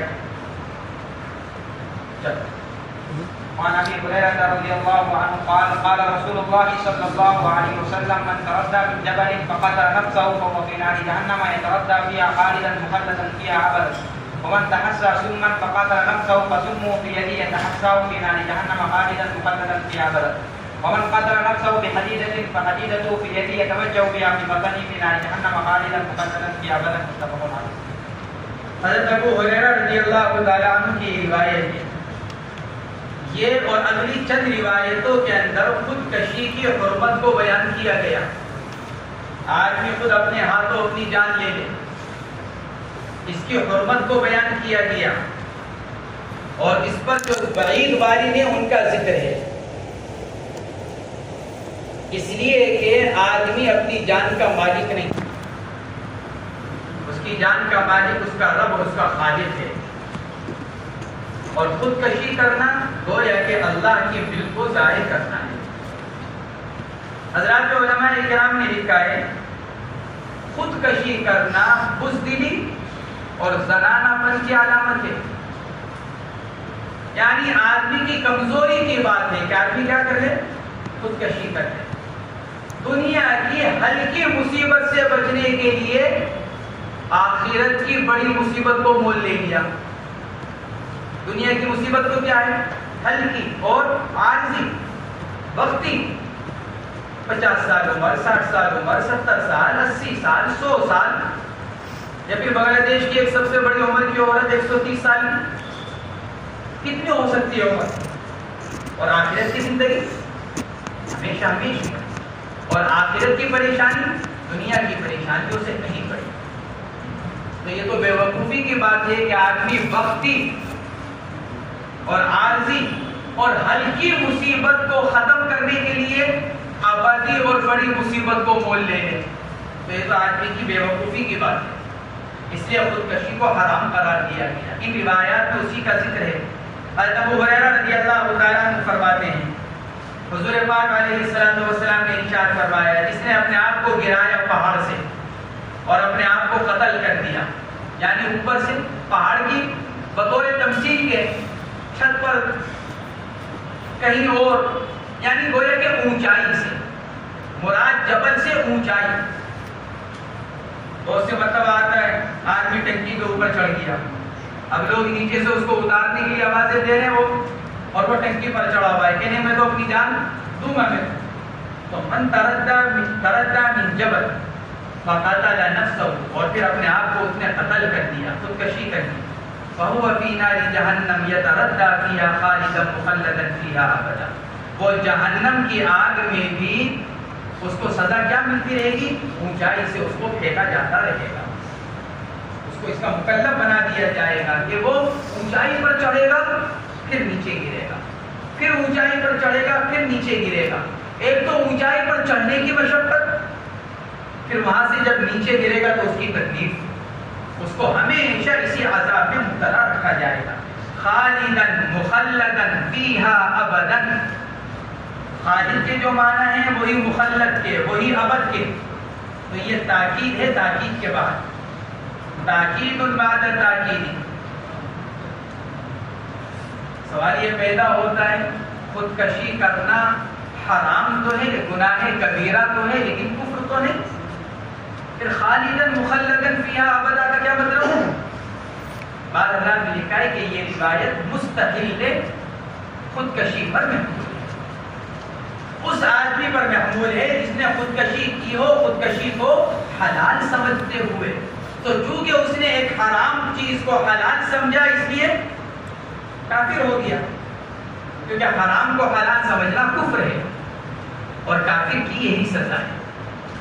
ایک جواب تو اس کا یہ دیا گیا کہ خالدا مخلدا فیہا ابدا، دوسرا جواب یہ دیا گیا کہ اس سے مراد طول مدت ہے، اتنی مدت یعنی اتنی طویل مدت ہوگی کہ اس کو ہمیشہ سے تعبیر کر دیا گیا۔ جیسے دنیا کے اندر بھی کسی بات کا اگر زمانہ لمبا ہو جائے تو آدمی کیا کہہ رہا ہے کہ بس ساری زندگی حالانکہ چند سال کا عرصہ ہوتا ہے لیکن آدمی اس کو تعبیر پوری زندگی سے کرتا ہے، تو ایسے ہی یہاں پر طول مدت مراد ہے لیکن اس کو تعبیر کر دیا گیا حدود سے۔ دوسرا جواب اس روایت کا یہ دیا گیا کہ خالدا مخلدا فیہا ابدا، یا پھر اس کو تشدید پر محمول کر لیا جائے۔ اس طرح کی روایات عام طور سے تشدید اور تغلیظ پر ہی محمول ہوتی ہیں۔ ومن تحسى سما، سم کے اندر تینوں طرح ہیں، سین کا ضمہ فتحہ کسرہ، سم سم سم، زہر، اور جس نے زہر کو پیا اور اپنے آپ کو قتل کیا فَسَمُّهُ فِي يَدِهِ، قیامت کے دن اس کا وہ زہر اس کے ہاتھ میں دے دیا جائے گا، يَتَحَسَّى، زبردستی اس کو نکلے گا، جیسے قرآن پاک میں فرمایا کہ يَتَجَرَّعُهُ وَلَا يَكَادُ يُصِيبُهُ، زبردستی اپنے اندر اتارے گا۔ قرآن پاک میں خون، پیپ، گرم پانی کے بارے میں فرمایا گیا يتجرعه ولا يكاد يصيبه ويأتيه الموت من كل مكان وما هو بميت. اور اس کو پینے میں جو تکلیف ہوگی ایسا لگے گا جیسے بس موت آ رہی ہے لیکن مرے گا نہیں. اسی کو پتا یتحسا نکلے گا. اس کو نکلنا کب ہوتا ہے؟ جب کوئی چیز اٹک رہی ہو, پھنس رہی ہو, زبردستی کسی چیز کو اتارا جائے. بعض اوقات کوئی لقمہ پھنس جاتا ہے, ہڈی کا ٹکڑا پھنس گیا, اب آدمی انگلی ڈالتا ہے, پانی پیتا ہے, روٹی کا ٹکڑا کھاتا ہے, اس کو زبردستی نکلنے کے لیے اس میں کتنی تکلیف اٹھانی پڑتی ہے. تو ایسی زہر, ایک تو زہر کی اپنی تکلیف اور دوسرے زبردستی نکلے جانے کی تکلیف. یتحسا فی نار جہنم خالدا مخلدا فیہا ابدا. اس میں بھی وہی ہے جو اوپر تھا. ومن قتل نفسه بحدیدۃ, اور جس نے اپنے آپ کو قتل کیا دھاردار ہتھیار سے, چاقو سے, تیر سے, تلوار سے اپنی جان خود لے لی. فحدیدته فی یدہ, تو اس کا وہ دھاردار ہتھیار کل قیامت میں اس کے ہاتھ میں دے دیا جائے گا. یا تو بعینہ, وہی دے دیا جائے گا. اللہ کے لیے کیا مشکل. یا اس کا مثل دے دیا جائے گا. یا توجہ بہا فی بطنہ, وہ چونکے لگاتا رہے گا اپنے پیٹ میں. چاقو ہوگا اور اپنے پیٹ میں مستقل چاقو مارتا رہے گا قیامت کے لیے جہنم میں. یا توجہ بہا, چاقو اپنے پیٹ میں بھونکتا رہے گا جہنم کے اندر. خالدا مخلدا فیہا ابدا, ہمیشہ ہمیشہ یہی کرتا رہے گا. اس روایت کے اندر یہ بتلایا گیا. وعنه قال قال رسول الله صلى الله عليه وسلم الذي يخنق نفسه يخنقها في النار والذي يطعنها يطعنها في النار. رواه البخاري. حضرت ابو ہریرہ رضی اللہ تعالی عنہ کی روایت ہے, آپ نے ارشاد فرمایا جس نے اپنا الذی یخنق, خنق یخنق نصارہ سے بھی آتا ہے, خنق یخنق ضربہ سے بھی آتا ہے. جس نے خود اپنا گلا گھونٹ لیا, خن گلا گھونٹ لینا, پھانسی لگا لی, خود پھندا ڈال دیا. یخنقها فی النار, وہ کیا کرتا رہے گا, وہ جہنم میں بھی اپنے آپ کو اسی طرح اپنا گلا گھونٹ کر اپنے آپ کو مارتا رہے گا. والذی یطعنها, اور جس نے اپنے آپ کو زخمی کیا, طعن یطعن, اپنے آپ کو تیر سے مارنا, چاقو سے مارنا. یطعنها فی النار, تو وہ کل قیامت کے دن جہنم میں اپنے آپ کو اسی طرح زخمی کرتا ہے. وعن جندب بن عبد الله رضي الله عنه قال قال رسول الله صلى الله عليه وسلم كان في من كان قبلكم رجل به جرح فجزع فأخذ سكينا فهز بها يده فما رقع الدم حتى مات. قال الله تعالى بادرني عبدي بنفسي فحرمت عليه الجنة. متفق عليه. وعن جابر أن سفيان رضي الله عنه أن سفيان بن عمرو الدوسي لما هاجر النبي صلى الله عليه وسلم إلى المدينة هاجر إليه وهاجر معه رجل من قومه فمرض فجزع فأخذ مشاقص له فقطع بها براجمه فشقبت يداه حتى مات. فرآه سفيان بن عمرو رضي الله عنه في منامه وهيئته حسنة ورآه مغطيا يديه فقال له ما صنع بك ربك؟ فقال غفر لي بهجرتي إلى نبيه صلى الله عليه وسلم. فقال ما لي أراك مغطيا يديك؟ قال قيل لي لن نصلح منك ما أقصدت. فقص سفيان على رسول الله صلى الله عليه وسلم فقال رسول الله صلى الله عليه وسلم اللهم وليديه فاغفر. رواه مسلم. حضرت جندب بن عبداللہ رضی اللہ تعالیٰ عنہ فرماتے ہیں حضور اکرم صلی اللہ تعالیٰ علیہ وسلم نے ارشاد فرمایا کان فی من کان قبلکم, تم سے پہلے امتوں میں ایک آدمی گزرا ہے, اور جو امتیں گزری ہیں اس کے ایک آدمی کا واقعہ بیان کیا. بہ جرح, زخمی ہو گیا, فجزع, صبر نہیں کر سکا, تکلیف کو برداشت نہیں کر سکا. فاخذ سکینا, اس نے ایک دن کیا کیا, چاقو لیا.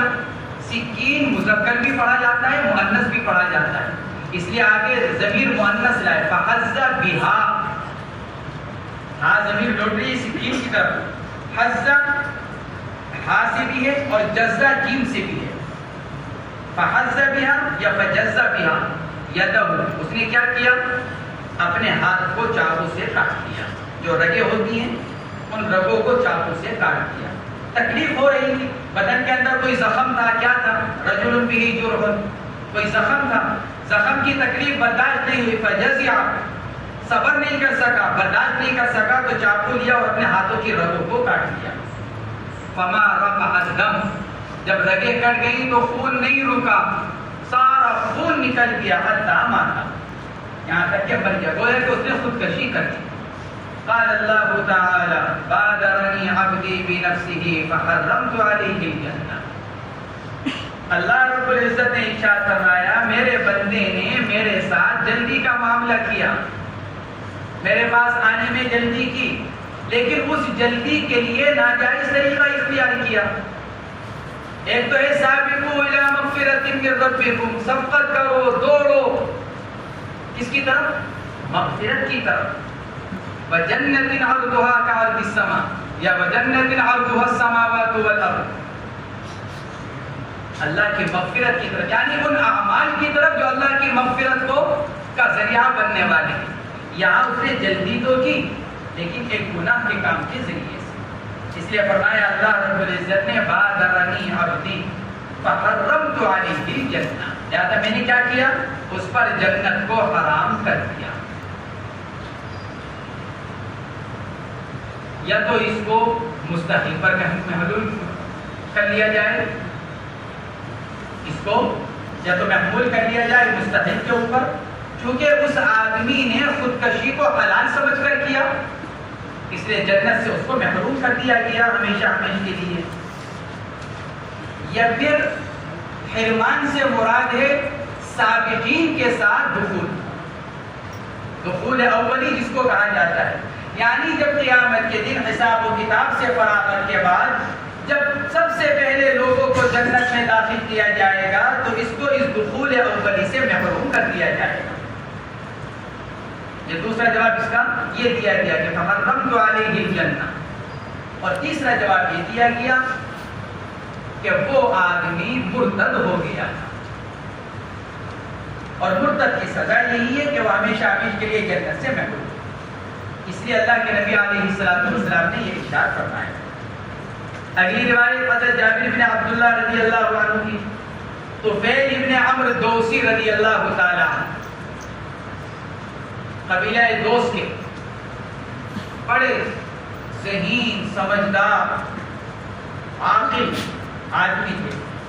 ان کے ایمان کا واقعہ بھی بڑا عجیب ہے. حضرت طفیل ابن عمرو دوسی رضی اللہ تعالی عنہ بڑے سمجھدار آدمی تھے قبیلے کے. قبیلہ ان کے پیچھے پیچھے تھا. زمانہ جاہلیت میں قبیلہ ان کی باتوں کو قبول کرتا تھا. خود لکھا ہے انہوں نے اپنا واقعہ ایمان لانے کا. میں مکہ مکرمہ آیا، لوگوں نے مجھے ڈرایا، تو پھر ایک آدمی ہمارے یہاں ظاہر ہوا ہے، باپ دادا کے مذہب کا انکار کرتا ہے، لیکن ایسا شیریں بیان ہے کہ جو ایک مرتبہ اس کی بات سن لے اس کی بات کو قبول کر لیتا ہے. اس کی بات ایسی کہ جو سن لے اس کا ہو جائے. طفیل بن عمرو کہتے ہیں میں ڈر گیا. میں نے اپنے ساتھیوں کی ان باتوں کو سن کر کیا کیا؟ روئی لی بہت ساری اور کانوں میں بھری. میں نے کہا میرے کان بند رہیں گے تو ان کی بات بھی میرے کانوں میں نہیں جائے گی. پتہ نہیں کہاں ٹکراؤ ہو جائے ان صاحب سے جن کے بارے میں کہا جا رہا ہے، نہیں کہاں ٹکراؤ ہو جائے. تو میں نے اپنے کانوں میں روئی ڈالی تاکہ میں ان کی بات نہ سنوں. ایک دو دن تو گزر گئے اسی طرح. میرے نفس نے مجھ سے کہا، کیونکہ اللہ نے ہدایت مقدر کر رکھی تھی، میرے نفس نے مجھ سے کہا تو پھر تو سمجھدار آدمی ہے، ارے اس آدمی کی بات تو سن، قبول کرنے کے لائق ہو تو قبول کر لینا، قبول کرنے کے لائق نہ ہو تو چھوڑ دینا. میرے نفس نے یوں کہا. میں نے کہا ٹھیک ہے. میں نے کانوں سے روئی نکالی. ایک دن اللہ کے نبی علیہ السلام جا رہے تھے. بعض روایت کے اندر آتا ہے حضرت علی رضی اللہ عنہ سے انہوں نے اللہ کے نبی کا پتہ معلوم کیا. حضرت علی نے فرمایا کہ اس طرح تو بتلا نہیں سکتا، بس یہ ہے کہ ایک دن جب میں یہاں سے نکلوں، جب میں جاؤں تو جب وہ سامنے سے آتے ہوئے نظر آئیں گی تو میں تمہیں اشارہ کر دوں گا کہ یہ ہے وہ. چنانچہ ہوا یہ اللہ کے نبی کے پاس پہنچ گئے. اللہ کے نبی سے معلوم کیا کہ کیا بات ہے، آپ انہیں کی دعوت دیتے ہیں. آپ علیہ السلام نے اپنی دعوت پیش کی تو پھر ابن عمرو نے ایمان قبول کیا. اور ایمان قبول کرتے ہی میری عرض کیا یا رسول اللہ اب مجھے اجازت دیجیے میں کیا کروں؟ اپنے قبیلے میں جاؤں اور قبیلے میں جا کر قبیلے والوں کو ایمان کی دعوت۔ یہ طفیل ابن عمرو دوسی رضی اللہ عنہ، چنانچہ یہ چلے گئے۔ روایت کے اندر آتا ہے کہ حضور پاک علیہ السلام کا 23 سال کا عرصہ مکہ مکرمہ میں گزرا۔ طفیل ابن عمرو واپس مکہ مکرمہ نہیں آئے اللہ کے نبی کے بعد، بلکہ اپنے قبیلے کے اندر محنت کرتے رہے ان کے ایمان کی، یہاں تک کہ 23 سال گزر گئے۔ اللہ کے نبی مکہ مکرمہ سے ہجرت کر کر مدینہ منورہ چلے گئے، وہاں جا کر بھی وقت گزر گیا۔ پھر اس کے بعد حضرت طفیل ابن عمرو اپنے قبیلے کے ان لوگوں کو لے کر جو ان کی محنت سے ایمان قبول کیا تھا ان کو لے کر مدینہ منورہ ہجرت کر کر آئے۔ اس کو بیان کر رہے ہیں، لما ہاجر النبی صلی اللہ علیہ وسلم الی المدینہ، جب ہجرت کی نبی کریم صلی اللہ علیہ وسلم نے مدینے کی طرف، ہاجر الیہ، تو پھر یعنی آپ کی ہجرت فرمانے کے بعد پھر انہوں نے بھی ہجرت کی حضرت طفیل ابن عمرو نے، وہاجر معه رجل من قومه، اور حضرت طفیل ابن عمرو کے ساتھ ان کے قبیلے کے اور بھی لوگ تھے، ایک آدمی اور تھا، فمرض، وہ راستے میں بیمار ہو گیا، فجزع، صبر نہیں کر سکا تکلیفوں پر، فاخذ مشاقص، مشاقص جمع ہے مشقص کی، میم کا کسرہ قاف کا فتحہ، ممبر کے وزن پر۔ بعض حضرات نے اس کے معنی چاقو کے کیے، بین سطور لکھا ہوا ہے یا سکین، اور بعض حضرات نے اس کے معنی کیے چوڑے پھل کا تیر۔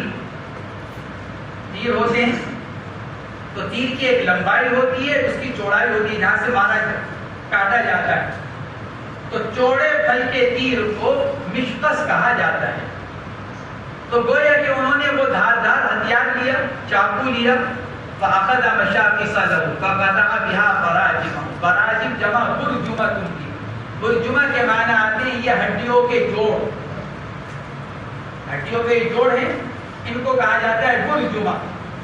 فرماتے ہیں انہوں نے اپنی یہ ہڈیاں یہ کاٹ دی، جو جوڑ تھے ان کو کاٹ دیا چاقو سے، فقطع براجمہ فشخبت یدا، یہ انگلیوں کے جوڑ تھے یہ کاٹے تو فشخبت یدا، ان کے ہاتھوں سے خون جاری ہو گیا، فحتى مات، یہاں تک کہ وہ مر گئے، انتقال ہو گیا۔ فرآہ طفیل بن عمرو فی منام، حضرت طفیل بن عمرو نے ان کو خواب میں دیکھا، وہیئتہ حسنہ، بہت اچھی حالت میں، خوش خرم، جنت میں، راحتوں میں، لیکن ورآہ مغطیا یدیہ، لیکن یہ دیکھا کہ اپنے ہاتھوں پر کپڑا ڈال رکھا ہے۔ جنت میں ہیں، راحتوں میں، اچھا لباس، اچھا شکل و صورت، راحتیں، نعمتیں، لیکن ہاتھوں کو ڈھانپے ہوئے چادر کے اندر کر رکھا ہے۔ فرآہ مغطیا یدیہ فقال له ما صنع بك ربك، طفیل ابن عمرو نے پوچھا، ارے بھائی کیا معاملہ ہوا، اللہ نے انتقال کے بعد کیا معاملہ کیا تمہارے ساتھ؟ قال غفر لي بهجرتي الى نبيه صلی اللہ علیہ وسلم، جواب دیا کہ میں نے جو اللہ کے نبی کی طرف ہجرت کی، وہاں سے اپنے علاقے سے نکل کر مدینہ منور آیا، صرف نبی علیہ السلام کی وجہ سے، اسلام کی وجہ سے، اللہ نے اس ہجرت کی وجہ سے میری مغفرت کر دی۔ اللہ رب العزت اس ہجرت کی وجہ سے صحابہ کرام کی مغفرت کر دیں، اور ہم میں سے کوئی انہی صحابہ کرام کے اوپر انگلی اٹھائے تو یہ آدمی کی اپنی بدبختی کی علامت ہے۔ صرف ہجرت کی وجہ سے اللہ نے مغفرت کر دی، اور اتنا امان ہوگی اس پر ان کو کیا ملا ہوگا؟ ایمان کے اوپر قربانیاں، سختیاں، حالات، مشکلات، وطن کا چھوڑنا، گھر والوں کا قربان کرنا، کتنی نمازیں پڑھی ہونی، کیا کیا کیا ہوگا، اس پر اور کیا ملا ہوگا؟ ہجرت پر ہی اللہ نے مغفرت فرمائی۔ فقال ما لي اراك مغطيا يديك، میں نے عرض کی، میں نے کہا لیکن اپنے ہاتھوں کو کیوں ڈھانپے ہوئے ہو؟ فقال قيل لي لن نصلح منك ما افسدت، اللہ کی طرف سے مغفرت کا فیصلے کے ساتھ ساتھ یہ فرمایا گیا، ارے بھائی جن ہاتھوں کو تم خود کاٹ کر آئے ہو ہم ان کو ٹھیک نہیں کریں گے۔ یہ کہا گیا اللہ کی طرف سے، لن نصلح منك ما افسدت، ہم نہیں اصلاح کریں گے تمہارے ان اعضاء کی جن کو تم نے خود خراب کیا. ہم نے تو تمہارے ہاتھ اچھے بنائے تھے، تم نے ان کو کاٹا، لہٰذا ہم نہیں ان کو ٹھیک کریں گے، خود ہی ٹھیک کرنا ہو تو کر لینا، میں کہاں سے ٹھیک کر سکتا ہوں. لہٰذا جب سے میرے ہاتھ اسی طرح کٹے ہوئے، تو ان کٹے ہوئے ہاتھوں کو دوسروں کی نظر پڑے، اس لیے میں ان ہاتھوں پر کپڑا ڈال کر رکھا ہوں. یہ کہا ان صحابی نے. صبح ہوئی، یہ تو خواب کا معاملہ تھا. فقصها طفیل علی رسول اللہ صلی اللہ علیہ وسلم. حضرت طفیل بن عبد الدوسی رضی اللہ تعالیٰ عنہ نے یہ خواب اللہ کے نبی کو بیان کیا. فقال رسول اللہ صلی اللہ علیہ وسلم اللہم ولیدیہ فاغفر. اے اللہ جہاں آپ نے ان کے پورے کے پورے کی مغفرت فرما دی، ہاتھ رہ گئے ہیں، ہاتھوں کو بھی معاف کر دیجیے. یا آپ نے ان کے حق میں دعا فرمائی اللہم ولیدیہ فاغفر. کیونکہ ہاتھ ہی کا معاملہ تھا اس لیے ان کو مقدم کیا. اے اللہ ان کے ہاتھوں کی بھی مغفرت کر دیجیے. بقیہ کی تو مغفرت ہو چکی ہے، اس لیے جنت میں راحتوں میں عیش و آرام میں. ہاتھ پریشانی کے اندر اور تکلیفوں کے اندر ہے کیونکہ ہاتھ کٹے ہوئے ہیں. اس لیے اللہ کے نبی علیہ السلام نے یہ دعا فرمائی. یہ روایت دلیل ہے کہ مرتکب کبائر کافر نہیں ہے، ورنہ جنت میں نہ پہنچتے. اور مرتکب کبائر کافر نہیں ہے، ورنہ اللہ کے نبی ان کے لیے دعائیں مغفرت نہ کرتے. یہ دلیل ہے اہل سنت والجماعت کی. خودکشی کرنا گناہ کبیرہ ہے، تو اس سے معلوم ہوا کہ مرتکب کبائر کافر نہیں ہے، فاسق ہے، گناہگار ہے. اب وہ اللہ کی مشیت پر ہے، اللہ معاف کرنا چاہے معاف کر دے، اور اللہ رب العزت سزا دینا چاہے تو سزا دے.